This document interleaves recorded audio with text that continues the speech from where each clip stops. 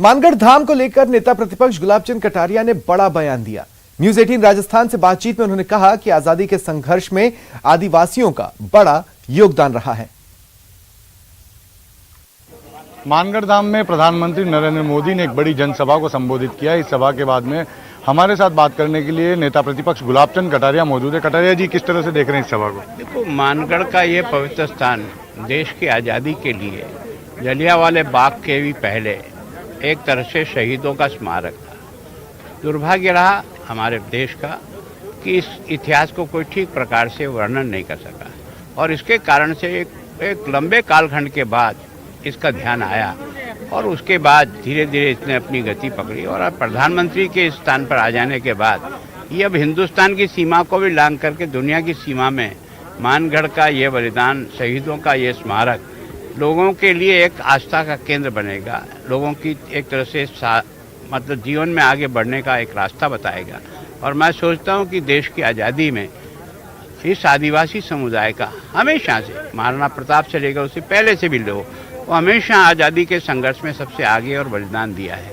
उसको आज प्रधानमंत्री जी ने इस स्थान को गौरव तो दिया ही है, लेकिन इसके साथ साथ हम सब लोग आए हैं।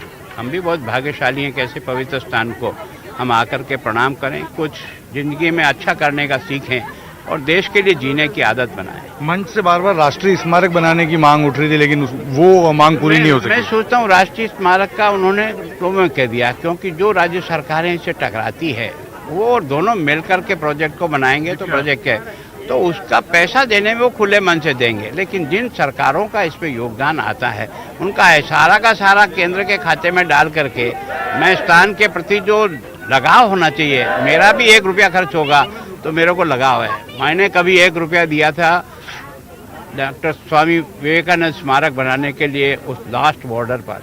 आज भी जब जाता हूँ ना तो वो 1 रुपये का फोल्डर मुझे याद दिलाता है कि इस स्थान को बनाने में मेरे 1 रुपये का भी योगदान है। 4 राज्यों का जिक्र किया, 4 राज्यों की सरकारें यदि जल्दी रोड में बनाएगी तो संभावना है कि केंद्र सरकार जल्दी इससे राष्ट्रीय स्मारक बनाए। सोचता हूँ वो जितना जल्दी, उन्होंने यही कहा है और मैंने संस्कृति मंत्री जी को यहाँ आज मिलने कहा, मैंने कहा आप इसकी अगुवाई करो, उनको बुलाओ, एक जगह बैठा करके आपका विभाग इन सबको मिलाकर तुरंत प्रोजेक्ट बनाकर आगे बढ़ाए ताकि स्थान को वो गौरव प्राप्त हो जिसके लिए हकदार है। धन्यवाद। तो ये नेता प्रतिपक्ष गुलाबचंद कटारिया हैं जिन्होंने कहा कि यदि इस सीमा से लगती हुई जो राज्य हैं वे यदि जल्दी से रोड में बनाएंगे तो संभवतः केंद्र सरकार जल्दी से जल्दी इस स्थान को राष्ट्रीय स्मारक के रूप में घोषित कर दे।